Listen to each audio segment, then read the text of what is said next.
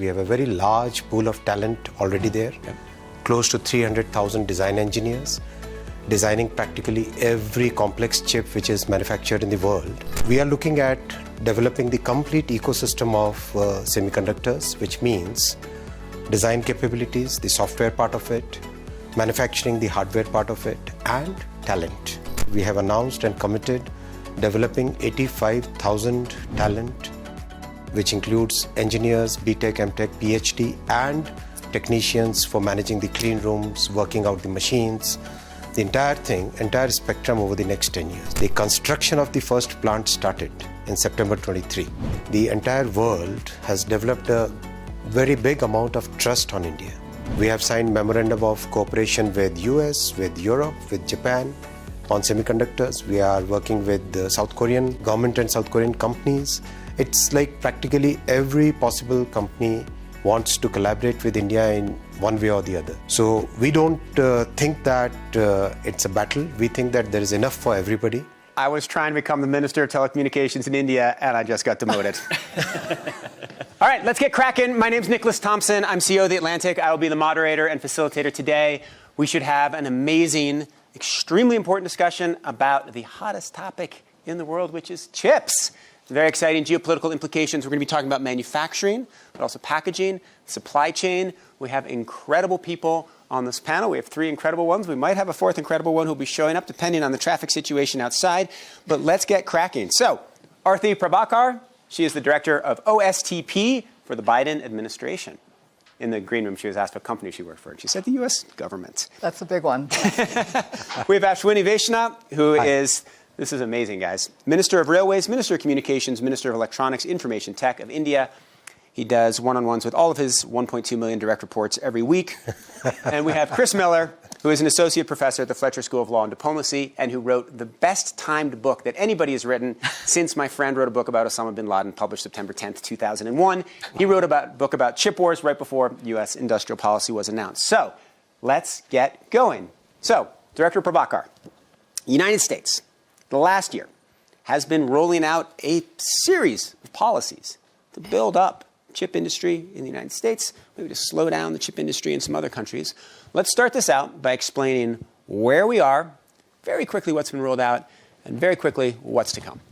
Okay, and I will start with a personal lens. 40 years ago this year, I finished my PhD thesis in applied physics. It was about semiconductor materials, and I've spent those 4 decades watching the U.S. semiconductor industry grow, get globalized, that's totally fine, and then get dangerously concentrated in one part of the world, dangerous geopolitically, dangerous in terms of any kinds of natural shocks.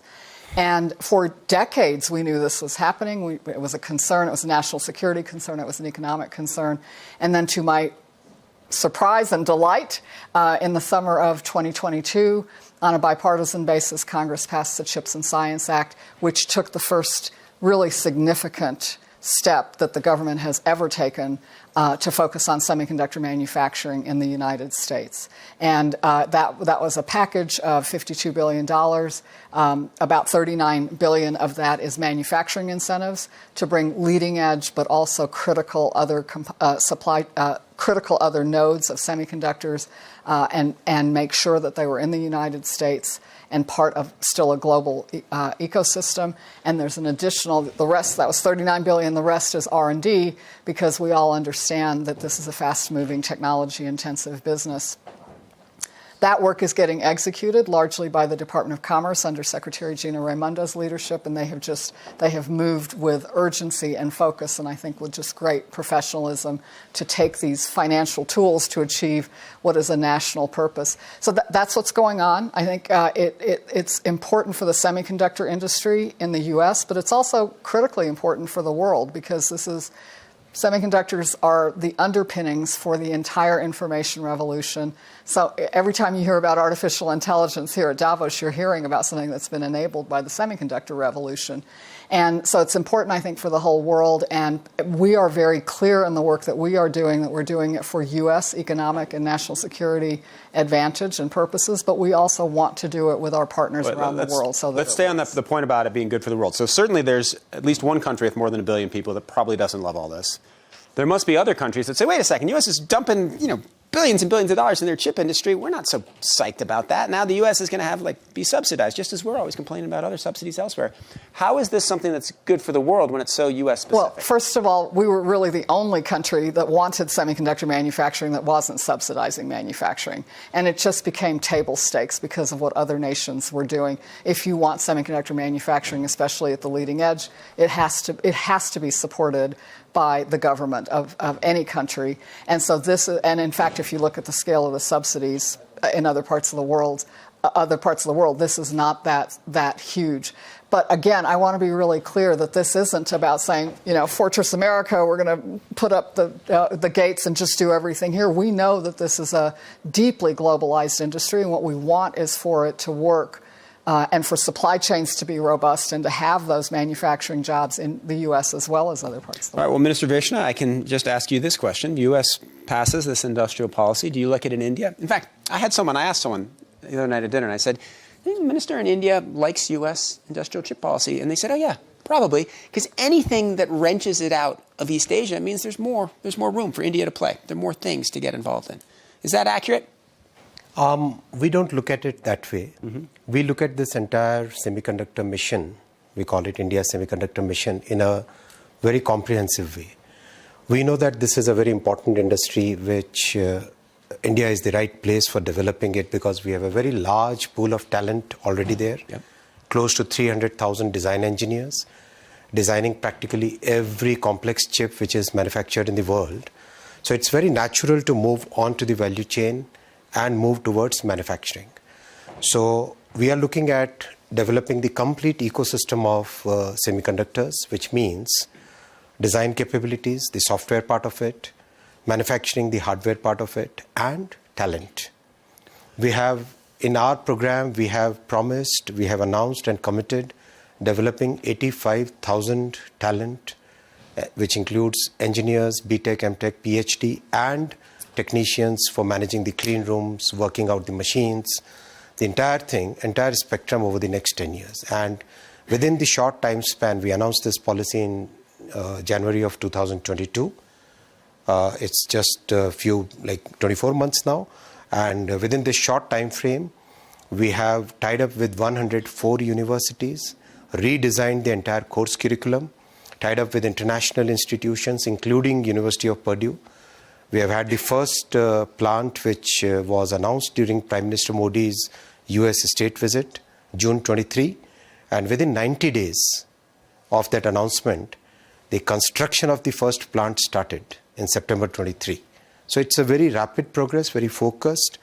Yes, unlike the US, which has $54 billion, our program is at this point of time $10 billion US, but it's a very comprehensive program.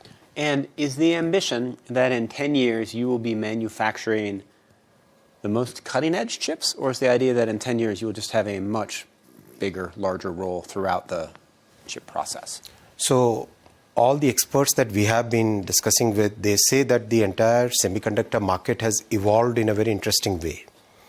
There is a huge market share and huge demand for chips which are not on that sub 7 nanometer, 2 nanometer kind of cutting edge technologies. There is a significant demand for 28 nanometer and above for automotive, for telecom, for power electronics, for train sets, for everything that goes in the day-to-day household units you go. So at this point of time, we are focused on getting into that market segment. Yep. And then we move on once the ecosystem starts developing, then we move on to more leading edges. Okay, so you want to move down from 28 nanometer, but not quite sure exactly yet. Chris, you were just there. Is this a good policy, or is it doomed for failure because it's so competitive and they've set their sights too high? For India? Yeah.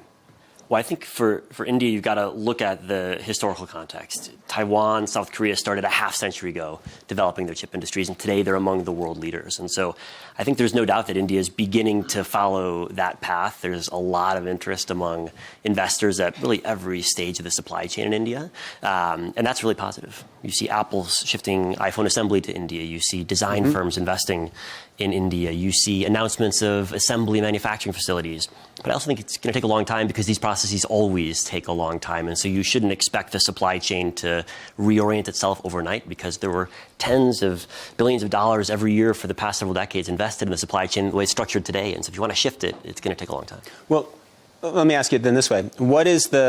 Give me one mistake you think they're making. Overall, you think it's a good idea, but tell me a mistake that you think. You've studied very carefully what a country needs to do to build its chip ecosystem. Tell me something that India is doing wrong. Well, I'll tell you a mistake that many countries make, which is that most political leaders want a picture of themselves in front of a big manufacturing facility. Yep. Most of the money in the chip industry accrues to people who design chips and don't manufacture them. And so in general, we all collectively overstate the importance of manufacturing, which is very important, but understate the importance of design. That's interesting. Arti, have you ever been photographed in front of a big manufacturing plant? It's been a long time since I've been in a bunny suit in a semiconductor fab, but I'm sure there's a picture somewhere. But tell me, I mean, this actually, welcome. Hello. You don't be quiet. Of course you're going to be noticed. You've walked right, I was in the traffic jam of Macron, I thought. So sorry for that. We have Mickey Andreensen, the Minister of Economic Affairs and Climate Policy of the Netherlands. Welcome to our chip panel. We are discussing chips. We're discussing India's industrial policy, United States industrial policy right here. Tell me how you think about the different parts of the chip sector and where the United States puts its emphasis. What is the most important thing that we need to fix right now in the U.S. chip manufacturing process? Yeah, to Chris's point, design is an incredibly important part of it. When the fabless business model emerged, we had the rise of fabless semiconductor companies, and we are blessed with incredible fabless semiconductor companies in the United States. NVIDIA, Qualcomm, so many major players. It's also a place where startups have been possible for a very long time. And really, I think if you think about the CHIPS Act, which is focused on manufacturing, it is about looking at the entire ecosystem, recognizing that we had and continue to have a tremendous strength in design. But when all of the leading edge chips that are critical to our infrastructure, to AI, to our national security ambitions, to automotive manufacturing even, are being built in one part, a fragile part of the world, that's really not a risk. And that fragile part of the world? Taiwan, absolutely. And I think this is not news. This has been true for a number of years. What happened, of course, is the pandemic just rang the bell. Everyone saw how critically vulnerable this whole situation was. And when auto manufacturers weren't able to manufacture cars because chips weren't available, it just showed us what some of the issues were. And I think that was an important wake-up call. I think that's why Congress took this incredibly bold and important step. Success for us looks like continuing to have a flourishing design industry, but seeing manufacturing happen in many parts of the world, including in the U.S. You design, you manufacture, but all the back end things that have to happen before you actually have a system happen globally. So it's a much wider network, and I always think of these chips as more globally well-traveled than any of us before they actually end up somewhere, and I think that will continue to be the case. So, Minister Andreensen, correct? Good. Okay, great. We've been talking about the U.S. industrial chip policy. We've been talking about the CHIPS Act. I am very curious for your view, because it has made it, I suppose, somewhat better for Dutch companies. The U.S. is building some better stuff, can work, with your advanced lithography. Maybe there are ways that ASML ties in with U.S. manufacturing. But it's also made it harder for you because you can't sell as much to East Asia. So what do you think of her policy? Do you think it's good or do you think it's harmful? I think that we're entering a new world. I think that what we had all these years, all these decades, all these centuries, that we had this open trade possibilities, and now it's changing. The economy is more a battle. It's a battlefield. So we have to be aware of the new situation. So I think that we have to change into more. The policy needs to change, and it's about protecting what is not good to use by the bad parties, bad countries, that we want not this knowledge to be used in the wrong way. So we have to protect ourselves, and I think we see a lot of that in the world today, that we see how important it is that we do that we protect ourselves. And we do that also in the Netherlands, so it's new policy, but we have to. But on the other hand, I think that the real solution is in the promote side, that we need to have technological leadership. We cannot only protect and close our borders. We really have to think very carefully what we have to protect in what way. and that we keep investing on new technologies and have this technological leadership. And that's a very delicate matter. It's not like good or bad or something. It's not that simple. And I think that working together with like-minded countries and see on what parts of the supply chain we need to invest more, like the design phase. It's very interesting to have more cooperation over there. We really need to do that. So then we can be very strong. And but also with regard to TSMC, they are building now a new factory in Germany, which is, I think, very interesting because all European parties are investing also there. So that's the new world. All right. So, Minister Vaishnaw, we have this battle. We have the West. It's taken a side. It's taken a side against China. You're in the middle, geographically. How are you going to navigate this battle? If you look at how India has conducted its foreign policy, its economic policy, the way it has conducted itself, the entire world has developed a very big amount of trust on India. That trust is what is our biggest capital. That trust kind of gels the entire world into a very harmonious way. And that is what is bringing us, for example, we have signed memorandum of cooperation with US, with Europe, with Japan on semiconductors. We are working with the South Korean government and South Korean companies. It's like practically every possible company wants to collaborate with India in one way or the other. So we don't think that it's a battle. We think that there is enough for everybody. It's a question of how much importance we give and how much talent we put in it and how much focused we are on it. But that works for now, right? Once you start building high-end chips, the United States is going to come to you and say, yeah, by the way, that deal you have with the Chinese large language model company? Sorry, that deal's off. And you're going to say, wait a second, right? That's not going to be a great situation to be in, right? Listen, this entire sector will evolve in multiple ways. I don't think anybody can see what's going to happen in 10 years from now. It's something which is too complex and too dynamic and too uncertain for anybody to make a bet that, okay, this is how the sector will be in 10 years from now. Just take 5 years from now, 5 years back, nobody thought that 28 nanometers or 40 nanometers would be viable anymore, right? But the way electric vehicle industry has evolved, the way the telecom has become all pervasive, those legacy nodes, as they were called, have become very important market share today. So things will change. We'll keep evolving with it. All right. So Chris, let me ask you a meta question. So there's some people in this room who run AI companies desperate for chips, right? And they will be able to make better products, serve the world better, improve economic efficiency, the more amazing chips are available at low prices. Does the policy of my government, does that actually help or does it hurt? Certainly it helps interest of U.S. chip makers, but does it make it better for the developers, the AI companies around the world, or does it make it worse? Well, I think if you look at AI developers in most countries, it probably has a marginally positive impact. If you're subsidizing chip manufacturing, the cost of chip manufacturing falls a bit, although it's not going to be decisive. I think the real challenge with this question is the countries that can't get access to the advanced chips because of the rules the U.S. rolled out in 2022. And there's a number of countries, but most important is China, where the U.S. is actively trying to restrict their access to the most advanced chips on the theory that access to advanced compute is critical for advances in AI. And that's a theory that has been borne out historically. And the U.S. is betting that that will remain true for the foreseeable future. And that's why the U.S. is focusing on GPUs, the very chips that are critical for AI, as the center of their tech restrictions.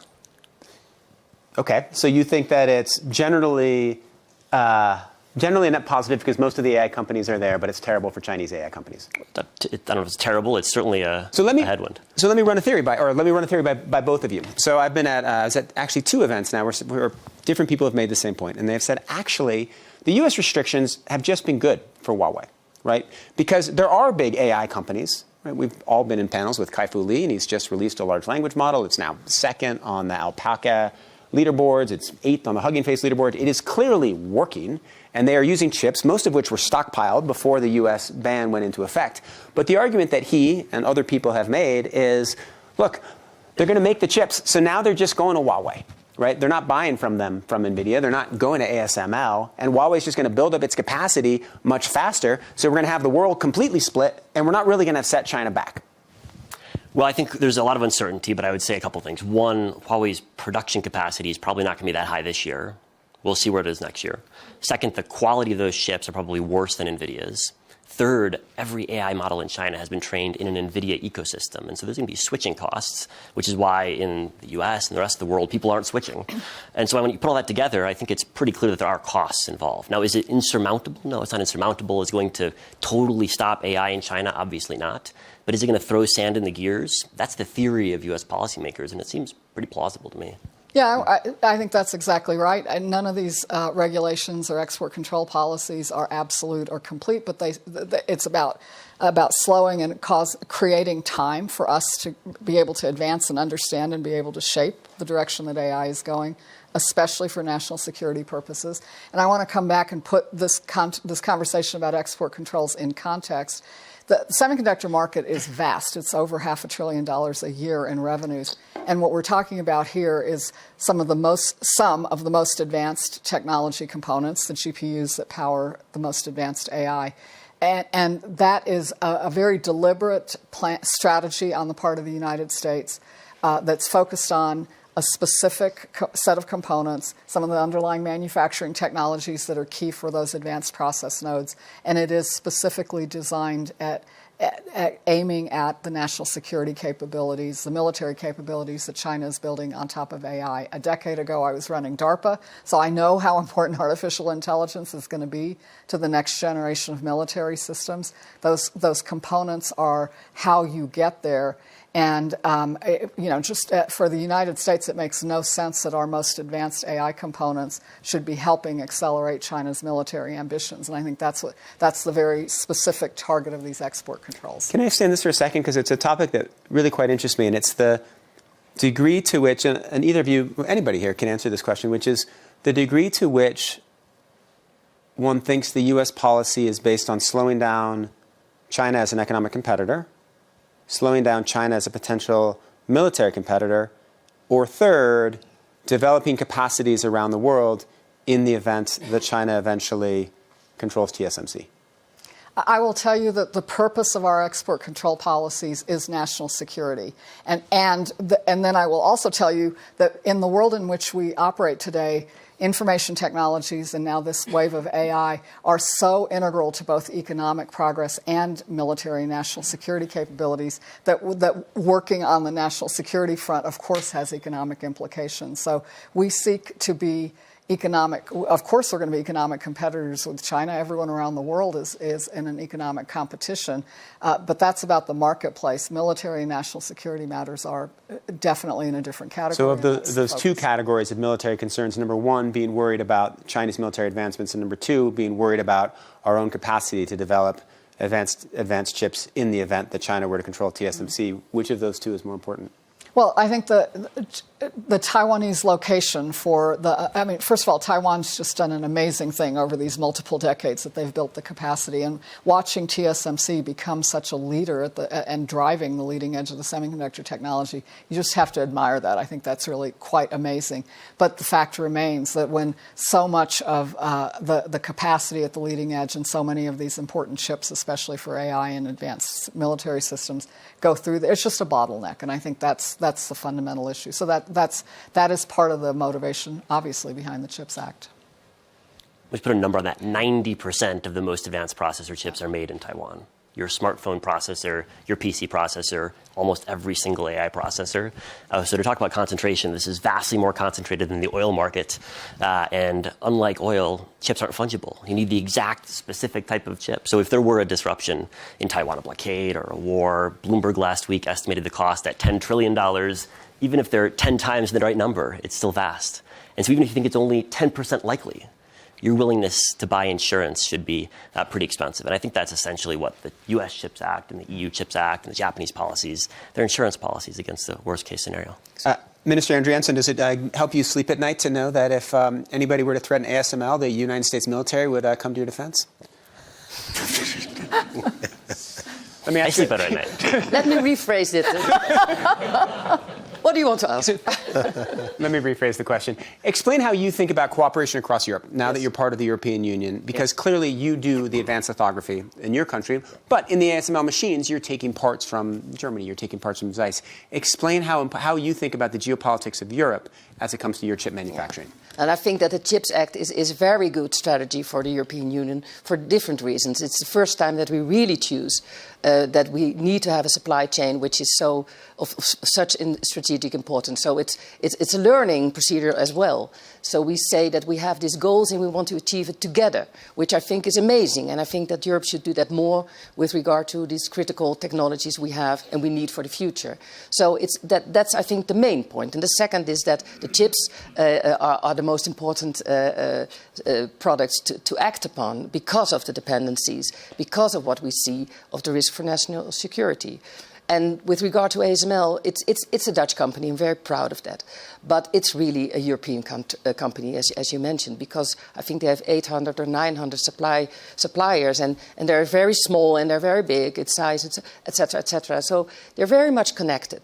So that's the reason that that's a European issue. So it's not just the Netherlands acting here. So I think we have to join forces more, and we are building now the semiconductor board, and we try to make the strategy in Europe more strong, more together, and that's the way to go. And how confident are you that ASML will be able to maintain its lead over the next 5 or 10 years as India rises, as Huawei builds its own capacities, as the U.S. builds its higher-end capacities? Well, I'm not a technician, but they tell me that they have some years progress in advance, and maybe 5 or 10, or maybe some say even more, but with regard to the EUV machine technology. But either way, we have to speed up because India is really a different story from China. So I would say join forces on the right with like-minded countries. So it doesn't matter where we build this capacity as long as it's not there where it's misused or abused for the wrong reasons. So I think that's our main goal. Okay, Minister Vaishnaw, as you've been thinking about building up your industry, and you must have studied TSMC and how it was able to, grow so incredibly. It's a really astonishing story. I'm sure you've read Chris's book. When you thought about the different components where India can be most successful, how did you weigh them? Where have you decided? Because you've got a $10 billion investment, not a $50 billion investment. How are you allocating? And tell me where you think you have advantages and market edges. So the biggest priority is on design. That's where we have a very big strength. We have, as I said, about 300,000 design engineers.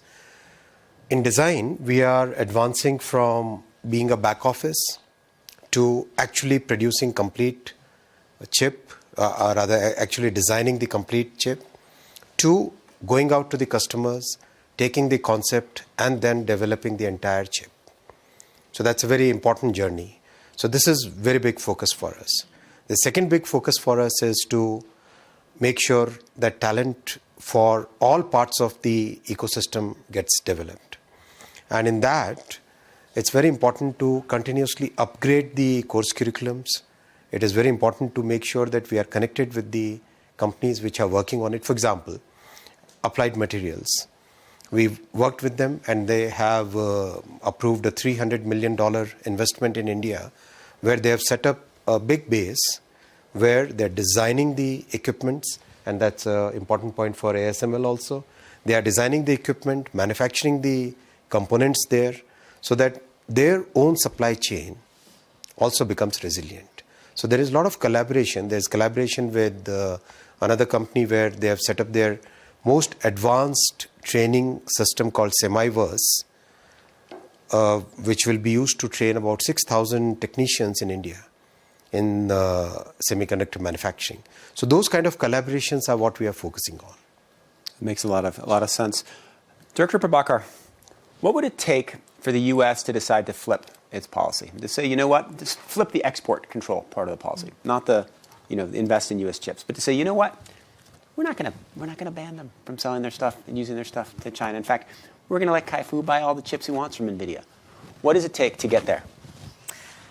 I don't know the answer to that. The policy was designed to recognize that the technology is moving, that what constitutes the leading edge is moving, and we want to be able to have people around the world be able to access GPUs to build AI systems. It's just really about making sure we get access to the bleeding edge, which is where so much of the interesting stuff is happening.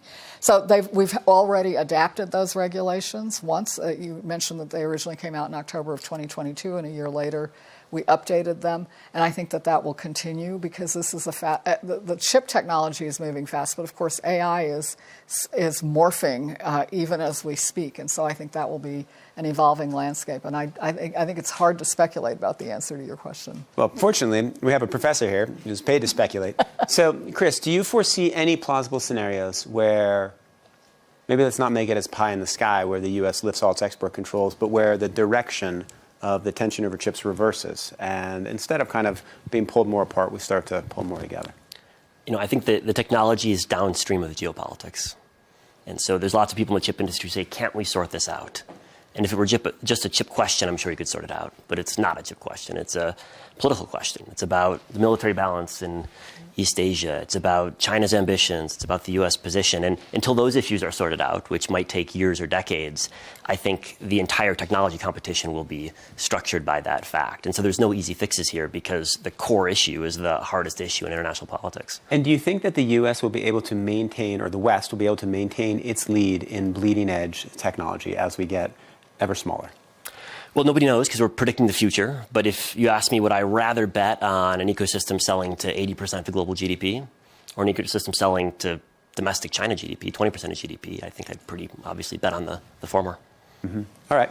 Let's go back to the Netherlands because you have a second part in your portfolio, which is super interesting. You're the Minister of Climate Policy. And one of the big concerns about chips and about AI is the amount of energy they use, right? Right now, I can't remember, the AI data centers are maybe 2% of all energy emissions, but heading towards 20, right? I can't remember the stat that I heard earlier in the World Economic Forum, but it's going from small to large. What are you doing to make sure that as we go through this technological revolution, the climate costs are not massive? Well, I think it's a question we have to ask ourselves. But it's inevitable that we have to deal with it because we need these chips for all the solutions for the challenges we are facing, also for the climate, for energy, the transition we are trying to achieve, etc., etc. So we need the chips, but we need, on the other hand, also to have in the design phase taken into account more what they need for energy. And in the Netherlands, we are supporting some initiatives to do that better and also to use the chips more in using less energy in production processes. So there are different ways of solving this problem, but it will not be solved in the end. I mean, it will cost a lot of energy. So I think that's where we have to deal with. But we can diminish the demand. Now, is this a major priority for India as you begin this industrialization, you build out this whole new sector of your economy? Yes, it is a very important priority sector for us. And another point I would like to add is, when we are developing the ecosystem, we have also looked at what is going to be the energy which goes into semiconductor manufacturing. So we have selected a cluster where close to 30,000 megawatt, which is going to be the biggest, largest renewable energy plant at one single location in the world. Currently, the largest is 7,000 megawatts. This will be 30,000 megawatts. So all this green energy will go into manufacturing, which includes semiconductors, which includes data centers also, of course. There will be a series of data centers which will be fed by renewable energy. So it's a very, very interesting and a very comprehensive way we are looking at. To the question that you were asking earlier, the power consumption issue will be solved by advanced packaging. A lot of it will come from design and advanced packaging. It will not be simply like you add 5 chips and you get the power consumption which is 5 times. No. Lots of research is going into that, and that's actually going to define the new Moore's law. That's actually going to define the climate sustainability. Well, Chris, let me ask you this. One of the things I love about your book is how vivid your descriptions of the manufacturing of chips are and how well you describe different systems and the evolution, how they're made. It's really an extraordinary part of how you do it. And I used to work a lot in the New Yorker editing stories about how science is described, and it is a real art. Help us understand the evolution of how you can make chips that use less power but are actually more powerful. Explain a little bit about the packaging, about the manufacturing, and about your best hope for where this could go. Well, I would say that there's always been extraordinary demand from industry for more efficient chips. Energy inefficient computing is where we started. And as you wanted to miniaturize computing and make it ubiquitous, you've had to economize on energy. So this has been a trend not just over the past decade, but over the past over half a century. And every use case, whether it's data centers, phones, PCs, everyone is demanding more efficiency because battery life matters, because your energy cost matters. And so there's huge focus in the design stage, in the packaging stage, and in the manufacturing itself on finding ways to economize. And the trend in the industry has been year after year, we get more energy efficient chips per unit of compute. On this point, one of the critiques of the CHIPS Act and of the Biden administration's policy, and you can answer this critique, and I'm sure you have one, is that there hasn't been enough emphasis on quantum chips or chips that are multiple generations out. It's been much more about catching up. And in fact, let's just say quantum chips. Companies can't fund that, or most companies can't fund that. There are only a few places that can fund that. United States government, actually maybe Purdue University, which you're working with, is able to fund that. But how are we thinking about that kind of far-out investment? Well, I spent a lot of my career in the public sector, half of my career at DARPA, funding all of those amazing, highly advanced new chips. Some of them actually turned into businesses and products that surround us in our world today. They are all fabbed in a fab in Taiwan. I mean, that's actually become a strategic gap in the American semiconductor capability, and that's what CHIPS is all about. So, of course, we don't want to stop innovating at the bleeding edge and designing these amazing new chips. That's absolutely going on. But CHIPS is not. That's not CHIPS's purpose. Well, I want to tie that actually back to this other conversation. We've talked about the manufacturing incentives, very important. The other critically important part of the CHIPS Act is semiconductor R&D. Yeah. And if you think about what the purpose of that is, we always talk about the industry as it is today. If you read Chris's book, you realize that it wasn't always this way. Right now, it's just companies that design, and it's design tool vendors, and it's all the supply chain for all the manufacturing equipment and the materials and the chemistry, and then there are fabs, and then there's packaging and test. But, that's not written on stone tablets. That's the consequence of the way that the technology developed. And what the minister's talking about, what Chris is talking about with advanced packaging, actually could be one of the ways that the industry structure starts changing. So a strategically important question beyond manufacturing and design is, what are the R&D investments that recast the industry, and how will advantage shift when that happens? And that's the purpose of the R&D part of the CHIPS Act, and why it is, I think, at least as important as the manufacturing that brings leading edge back to the U.S. That makes good sense, and that's wonderful background for where we're going. I want to spend our last few minutes going through an issue that we've touched on a couple times, but I think is at the core of the war for chips. So, Chris, let me ask you this. If tensions between the United States and China rose, it got worse and worse and worse, and there's conflict in the South China Sea, and terrible things happen, suddenly the United States loses access to TSMC. In fact, the whole West loses access to TSMC. What happens to the global economy? If the West loses access to TSMC shuts down, because TSMC has a very complex supply chain that relies on Japan and the United States and the Netherlands and others. So there's no scenario in which TSMC is functioning but not plugged into international supply chains. And what we learned during the pandemic was that it's not just smartphones that require chips. It's everything. Yeah. It's cars, it's dishwashers, it's coffee makers, it's refrigerators. And I think that the auto industry is the best case study of this. There were car companies that had 999 of the chips they needed for their car. They didn't have the last one, and they couldn't produce their car as a result. And so the car industry alone lost $500 billion worth of sales during the pandemic, despite the fact that during the pandemic, the world produced more chips each year. We just had a deficit of certain types of chips. Now, Taiwan produces 90% of the most advanced chips. 1/3 of the world's computing power each year is manufactured in Taiwan. So when Bloomberg says $10 trillion, I think that sounds ballpark about right. So $10 trillion effect. So the U.S. economy, there's a $10 trillion effect on the world economy. That's the Bloomberg number. All right, so then let's just keep walking through the scenario. So what does the United States do? We quickly try to start building up. We try to go 10 times as fast as we've been trying, correct? How able are we to do that? Well, it's hard to do because you need to not only build the facilities, you need to buy the tools, and you need to train the workforce. And all that is something that you can spend a lot of money on, but ultimately it takes a lot of time to build the equipment and to train the workforce. All right, so let's say that India ups its investment from $10 billion, increase CHIPS investment from $50 billion to $500 billion. European Union throws in another $100 billion.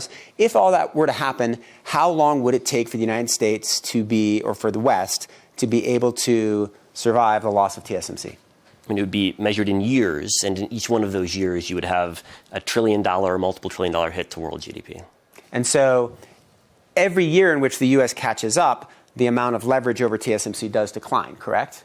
You mean every year that the U.S. and Europe and Japan produce Right. more chips domestically? Well, that's the theory of the case. You're buying insurance in case you lose access to all the production in Taiwan and in China, which also produces a large number of lower-end. All right, so Director Prakar, you're nodding at that. Is that First how of you all, view it? let's not have the catastrophe that you described happen. Let's just make sure. This panel is called The War Over Chips. It's not called We Like Chips or The Science of Chips. It's called The War Over Chips. So we're sticking on that. Let's keep it economic rather than kinetic. Okay, fine. How's that? But do you agree with his analysis?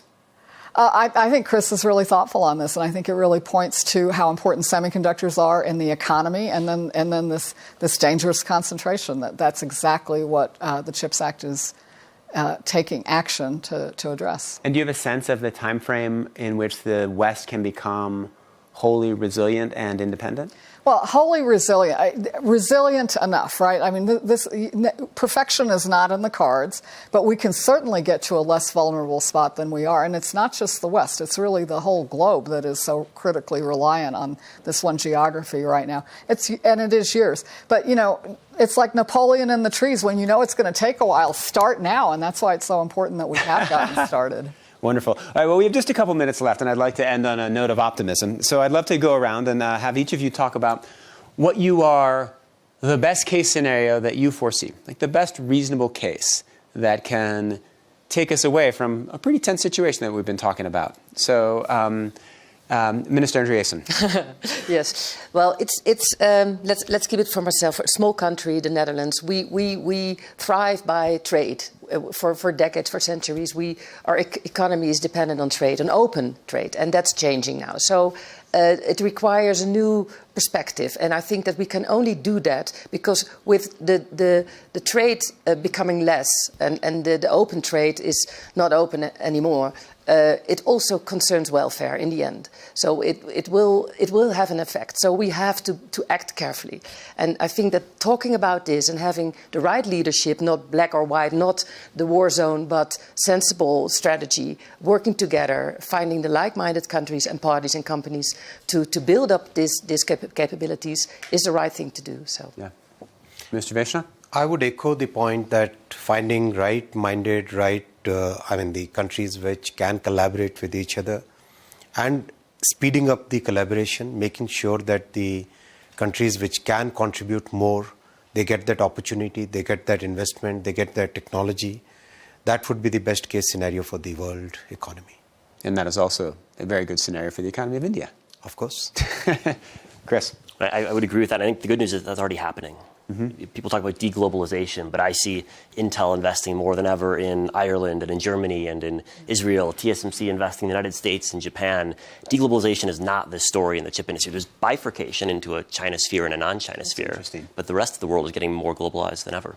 So if you were to look at the total amount of trade and the number of chips that are crossing borders and the parts that are crossing borders, that is going way up. It's just the West and China where it's declining. Well, there's trade flows and there's investment flows. And investment flows is where you see the real increase over the past couple of years. Wow. And you expect that to continue? I don't see any reason why it would reverse. Okay. Director Prabhakar? I think these were great comments. I'll add two things. That in the context of the United States, for a number of years, we basically said globalization and the markets will solve everything. They did amazing things. They definitely did not solve everything. As we are changing course, and with President Biden's focus on a modern industrial strategy, which is chips, and the way we're working with the industry there, but also the bipartisan infrastructure law, also the clean energy investments that we're making through the Inflation Reduction Act. What we are not saying is, now the government's just going to go do all of this. What we are crafting is a new kind of partnership with the private sector where we do together what neither of us can do separately. And I think I'm very optimistic about that as being a powerful way to achieve what the country needs, but also to tap the power of the market. And that's an area for great optimism for me. A final note that talks about public-private sector partnerships and the power of the market is a wonderful way to end a panel on the World Economic Forum. So thank you very much. Thank you all for a fabulous and illuminating conversation on all kinds of things. Thank you. Thank you.